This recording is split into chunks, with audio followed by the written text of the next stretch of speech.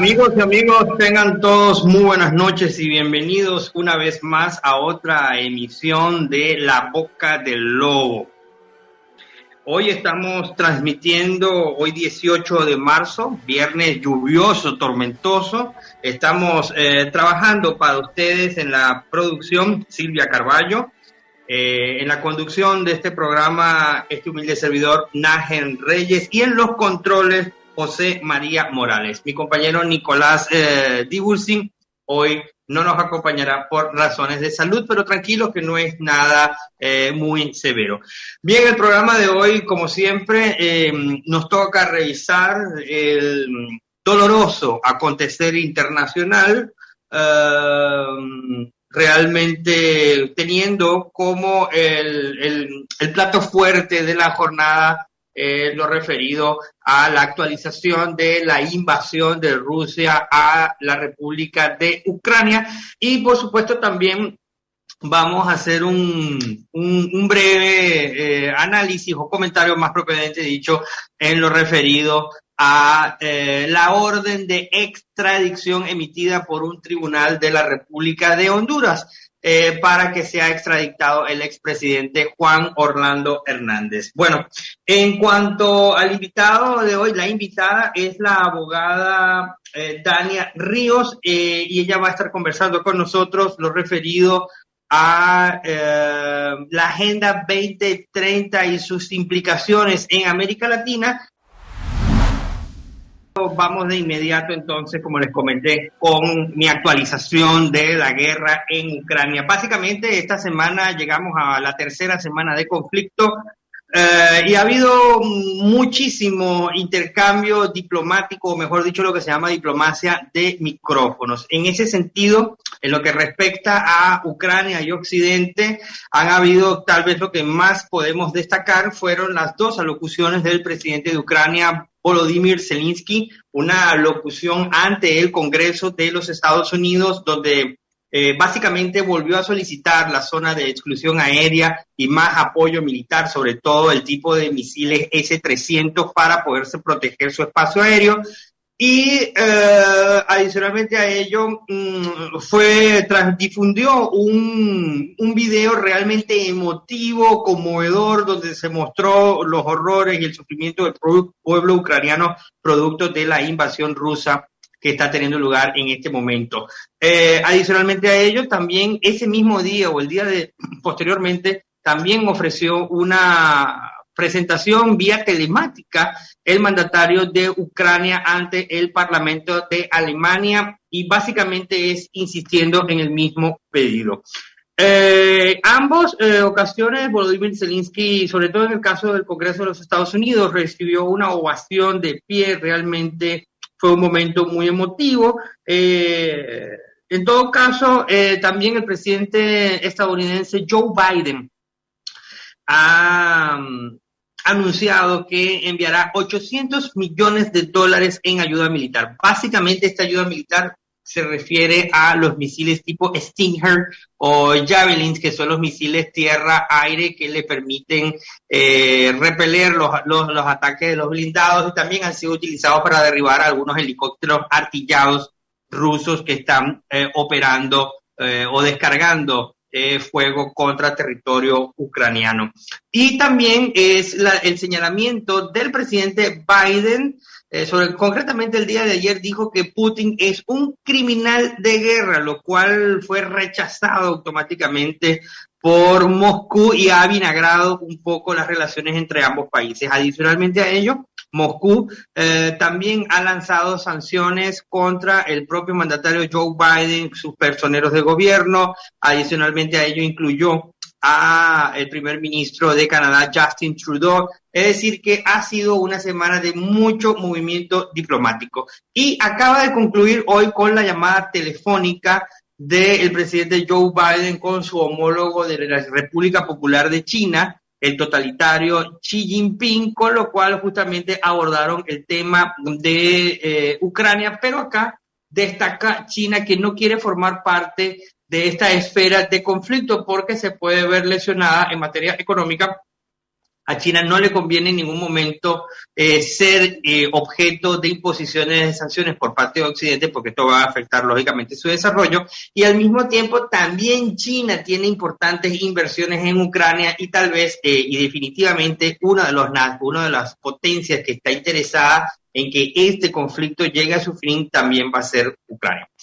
China. También del otro extremo del péndulo, Rusia acusó a Estados Unidos de tener laboratorios bacteriológicos o biológicos no reportados a la comunidad internacional, razón por la cual se convocó a una sesión del Consejo de Seguridad de las Naciones Unidas. En paralelo también hubo una reunión de la Organización del Tratado Atlántico Norte en la OTAN para analizar justamente el tema de esta actual invasión. Pero yo quiero colocar el acento, lo medular de esta semana en el medio del conflicto ha sido justamente que por primera vez el presidente Volodymyr Zelensky dijo formal y oficialmente de manera expresa que Ucrania ya no va a formar parte de la OTAN. Y por otra parte, el siniestro canciller ruso Sergei Lavrov anunció que las partes en la mesa de negociación ya están, dijo textualmente, cerca de un acuerdo. Es decir, se puede entender que hay una suerte de preacuerdo entre las dos naciones. Es un acuerdo básicamente consta de 15 puntos, pero el corazón de esos 15 puntos que básicamente implica el reconocimiento de Ucrania de Crimea, el reconocimiento de Ucrania de las repúblicas independentistas del Donbass y adicionalmente a ello que Ucrania se declare una nación neutral, es decir, que se comprometa y dé plenas garantías de que no va a formar parte de ningún bloque militar. Y hay un elemento también que no podemos escapar u obviar del análisis y es lo referido justamente al atascamiento de la avanzada militar, sobre todo del frente ruso en el norte. La gran pregunta es, ¿por qué no avanzan las tropas rusas en el norte? Es decir, ¿terminan de llegar a Kiev?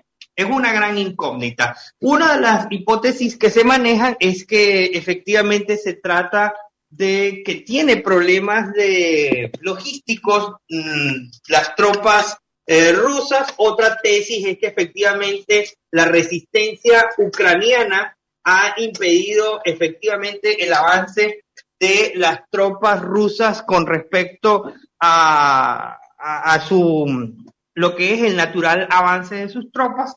Y la otra hipótesis que no podemos descartar es lo referido también a que sea parte de una táctica del propio Putin. ¿Por qué una táctica? Porque justamente le va a permitir a él asediar o mantener hostigando las adyacencias de la ciudad de Kiev mientras continúen las negociaciones y logra forzar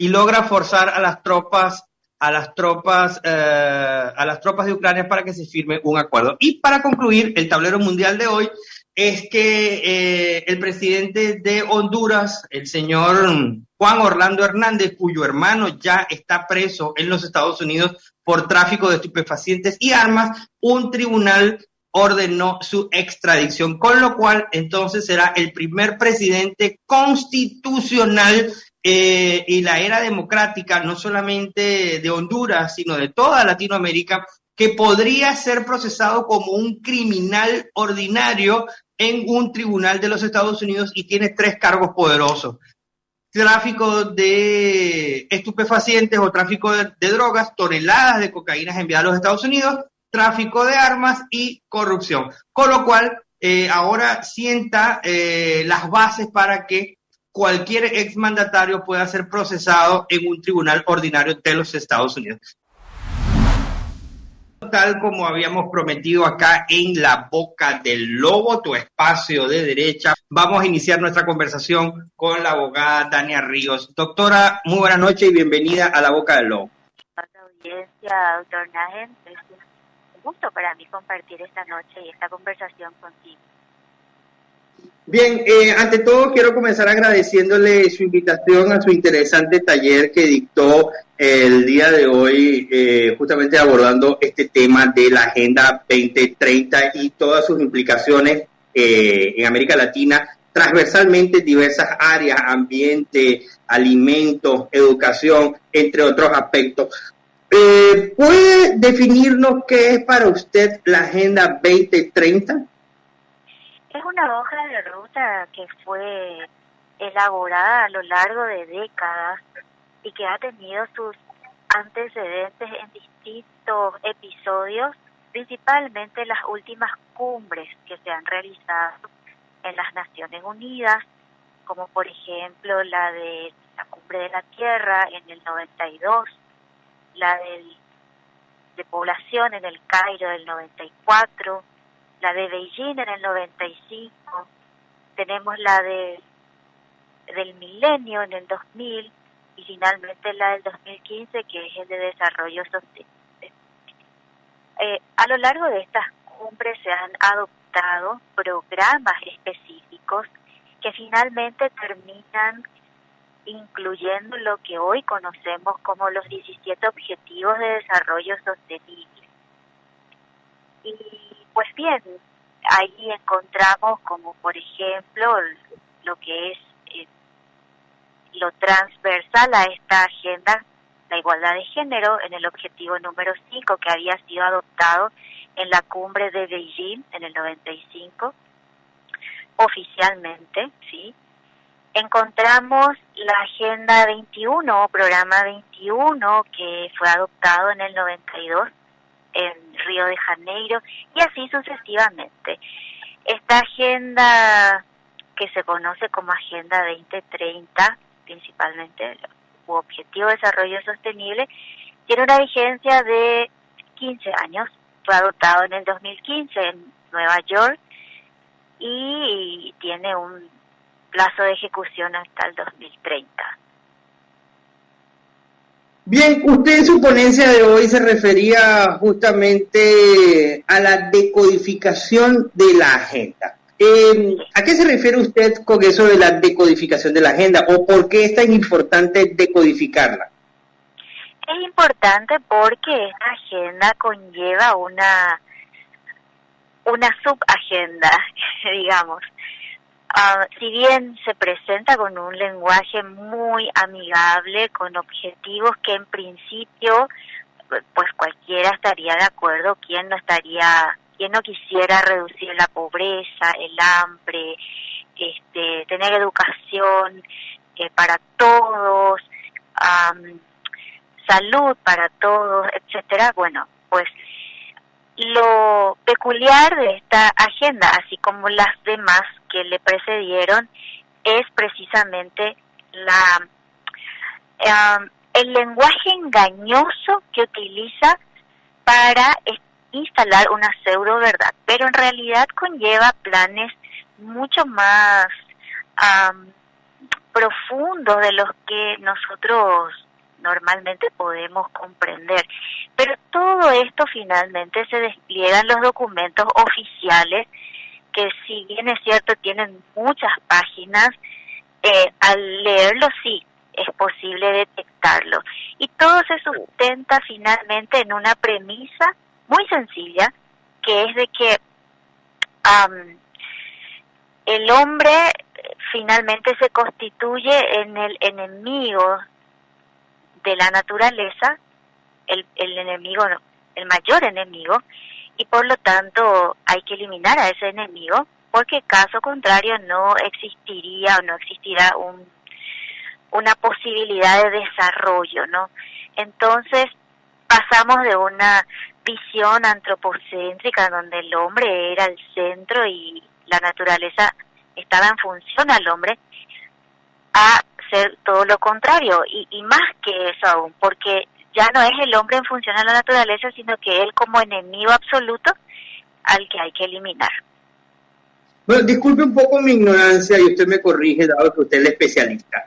Quiere decir que con este cambio de enfoque del antropocéntrico a ecocéntrico, se puede considerar en primer orden de ideas el hombre enemigo de la naturaleza y adicionalmente a ello quiere decir que el objetivo último de la Agenda 2030 y de estos programas de las Naciones Unidas lo que persiguen es cuidar la naturaleza antes que el ser humano. Así es. Toda la agenda del cambio climático, de hecho, se sustenta en eso. ¿Puede explicarnos cuáles son las consecuencias de ese cambio de enfoque? ¿Cómo se traduce esto en los oyentes que nos están escuchando? Sí, pues se traduce en todo un plan que interfiere en toda actividad del hombre desde la concepción hasta su muerte. Y aquí encontramos como, por ejemplo, el aborto, la anticoncepción, la hipersexualización de niños, la promoción del mal llamado matrimonio igualitario, la eutanasia, todo aquello que de alguna manera pueda afectar la natalidad, ¿sí? Porque estamos hablando de que esta agenda plantea ir reduciendo la población de distintas maneras. Y estas son algunas de ellas nada más. Y bueno, pues, no sé si responde, profe, eso a tu consulta. No, me está aclarando. Vamos a ir en cascada y usted va a ir desnudando esto. Voy a citar algo que usted se refirió en su conferencia de hoy. Dijo que la Agenda 2030, el objetivo final es transformar nuestro mundo y está apalancado en una edición del ser humano. ¿A qué se refiere usted con esto? Bueno, uno de los principales objetivos es ciertamente editar al ser humano en 3 dimensiones: en lo psicológico, en lo físico y en lo genético. Psicológico, físico, podemos hablar de la concepción de género, ¿sí? Que es, a mi juicio, el mayor cambio antropológico planteado en toda la historia de la humanidad, en donde cada ser humano puede autopercibirse, ¿sí? No solamente con un sexo distinto al biológico, sino que además cambiando la edad o cambiando inclusive la especie. Y hemos visto ejemplos de esto en donde personas, el ejemplo que daba hoy era el de un hombre de 56 años, casado con 7 hijos, en donde un día amanece y dice, bueno, yo me siento una niña de 6 años, y pidió al Estado canadiense, donde rige la ley de identidad de género, que lo pongan en adopción. De hecho, es adoptado por una pareja y va al kinder con los niños a esa edad, y ustedes podrán imaginar que allí pues ingresa también al sanitario de los niños, etcétera. Este hombre no solo cambia de ser hombre, varón, a ser una niña, mujer, sino que además cambia la edad. Esto es lo que llaman transgeneración. Exacto, transedad. Lo conocen como la transedad, ¿sí? Y esto evidentemente abre la puerta, y yo lo mencionaba hoy, a la pedofilia, porque pues si no existe un límite para que un adulto se autoperciba como niño, podría invocar esta autopercepción para relacionarse con otros niños, y es decir, ya la puerta está abierta. Y es más, no mencioné este otro ejemplo que sí menciona ahora, doctor, pero existen ya casos, por ejemplo, de un hombre de 48 años que había pues abusado de 3 niñas de 6, 8 y 10 años. Cuando fue procesado no tuvo la mejor idea que autopercibirse como un niño de 9, obviamente para no ser imputado, y echa la ley, echa la trampa allí, y pues ya el desenlace ya se conoce. Y otros tantos casos. Y luego podemos hablar de personas que se autoperciben con otra especie. Vimos el caso de de quienes se autoperciben como caballos, como perros. Bueno, aquí no hay un... Estas son nuestras especies. Ahora, abogada Dania Ríos, ¿cuándo exactamente se introduce el vocablo o la palabra género para referirnos a como un sustantivo para sustituir sexo?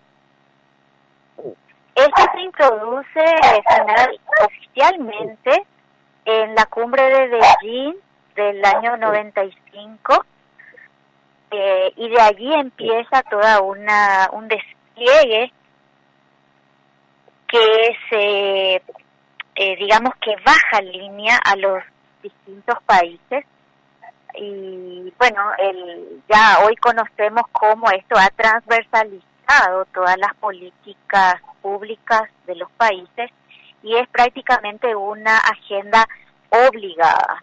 Es muy difícil que hoy un país no esté implementando toda la política de género. Bueno, vamos a la evidencia documental para que algunos de los oyentes no consideren que nosotros estamos, digamos, llegando a una carga de mucha religiosidad a esta conversación. ¿Esto tiene basamento documental? Por supuesto.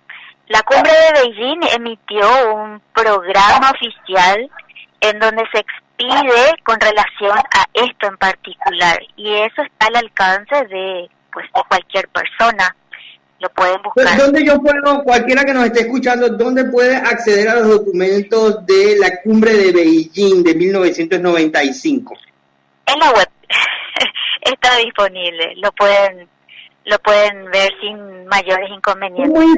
¿Cómo hizo usted para descargar el documento? Disculpe que le hago esta pregunta, pero es ya como colocándome como abogado del diablo para en el caso de los críticos. Bueno, pues en la web consignar el cumbre de Beijing, programa adoptado, y ahí se despliega, lo pueden descargar en PDF sin mayor inconveniente. Es más, ellos emitieron una declaración que sería muy bueno que lo lean, que lo vean, porque ahí ellos resumen todo el trabajo realizado en esa cumbre. Bueno, sintetizando, usted nos dice que es a partir de la cumbre de Beijing de 1995 donde se introduce por primera vez el vocablo género para sustituirlo por el de sexo. Y usted nos está diciendo que la diferencia del vocablo sexo, corríjame usted, la diferencia del vocablo sexo con el vocablo de género es que sexo responde a factores estrictamente biológicos, que el género se refiere a una identidad sociocultural o autopercepción. Así es. Abogada Dania, ¿está en línea? Sí, ¿me escucha? Sí, le escucho. Le estaba diciendo justamente para clarificar. Según lo que usted nos está comentando, en 1995, concretamente en esa cumbre de Beijing, se introdujo por primera vez el vocablo género para sustituir al término sexo.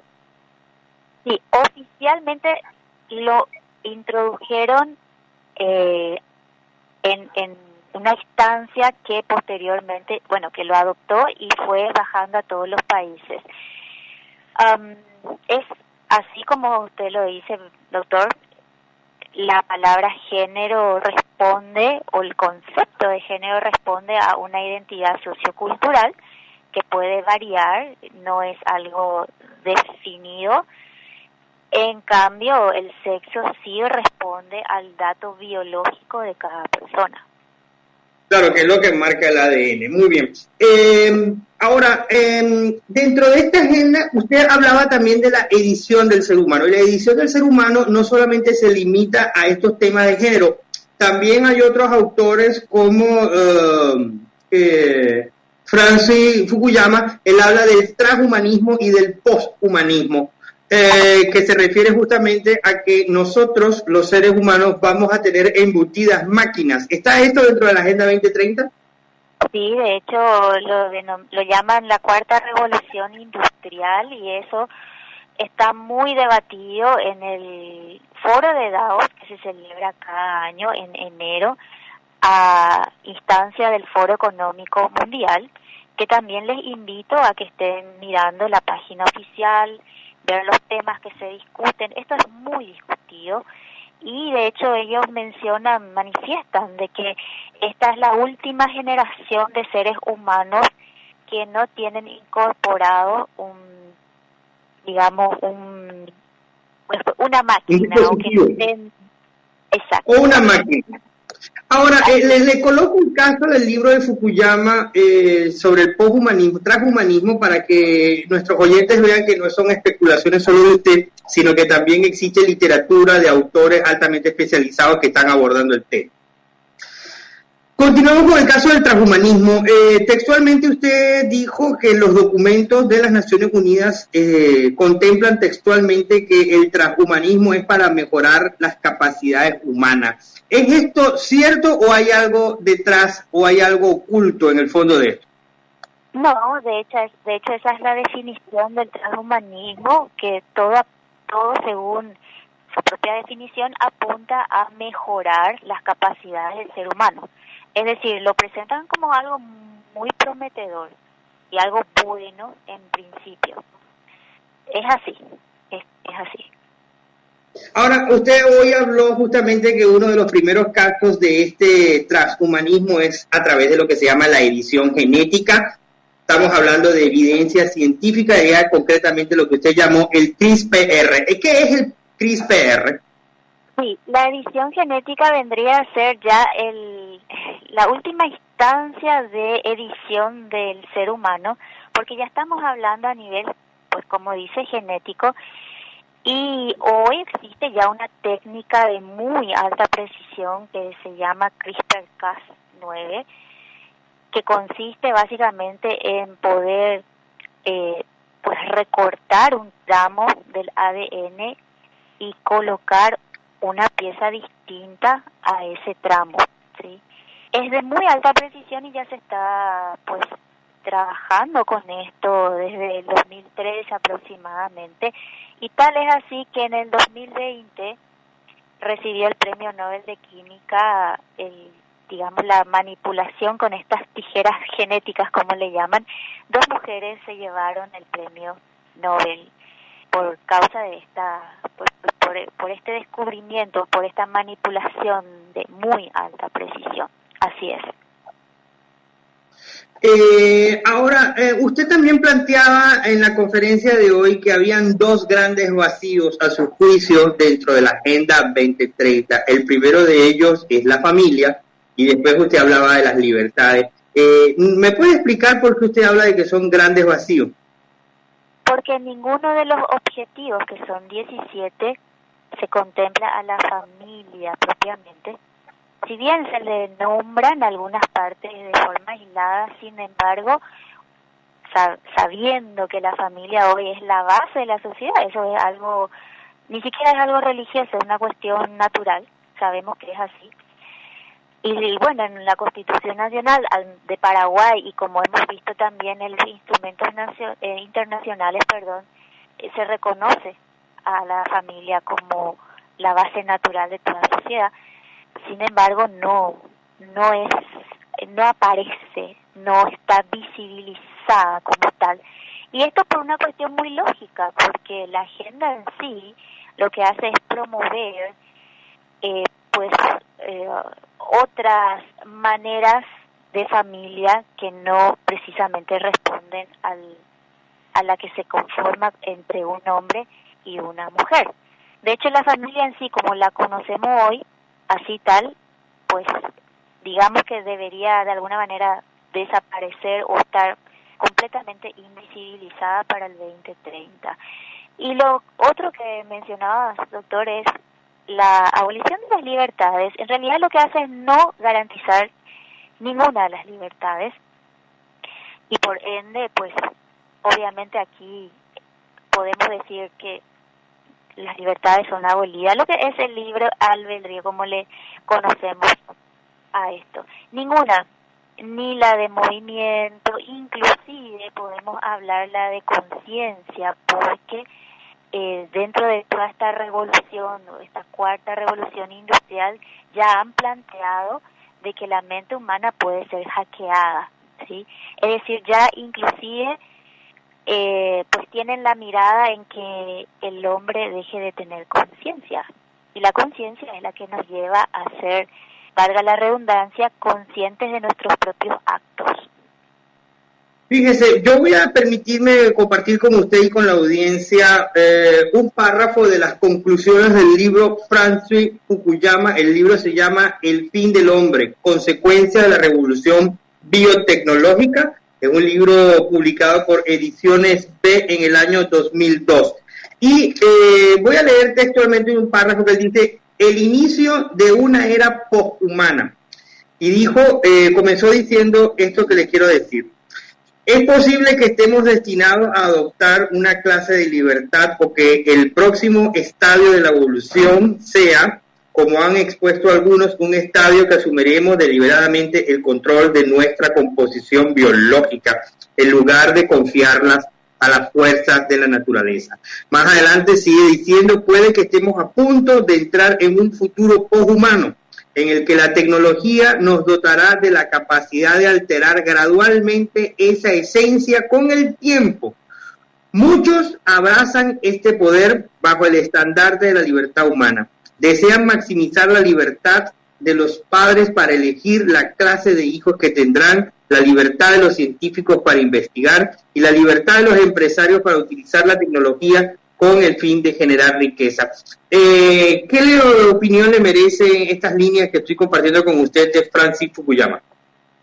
Bueno, pues esto es claramente lo que se plantea dentro de toda esta agenda, que el hombre ya, como decía uno de los expositores del foro de Davos, esta quizás sea la última generación que pues genéticamente seamos naturales, digamos, ¿no? Ya el planteamiento es de que se pueda manipular, y de hecho ya existe, como mencioné, la técnica para manipular el genoma humano, y no solo el genoma, sino además pues fusionar la tecnología con el cuerpo. A mí me asusta esta idea, no lo puedo negar, porque no concibo al ser humano dejando de serlo, con todas sus imperfecciones, pero no veo no puedo concebir a un ser humano que a través de la tecnología, o pensando en que la tecnología pueda hacerlo mejor, porque mejor de lo que somos, no sé, la mente humana ni siquiera hasta el día de hoy puede ser replicada. La capacidad que tenemos es infinita. Entonces, esto esto más bien es una especie de control, un control totalitario al ser humano. Ahora, justamente usted ha nombrado varias veces al foro de Davos, y el señor Schwab, quien es el presidente actualmente del foro de Davos, él nos ha dicho que justamente debemos ir a un sistema de crédito social, y ese sistema de crédito social en esta era poshumana, ya los chinos se han adelantado, y el Partido Comunista Chino está diciendo que el gobierno quiere ciudadanos intachables. ¿Vamos hacia esa civilización con la Agenda 2030?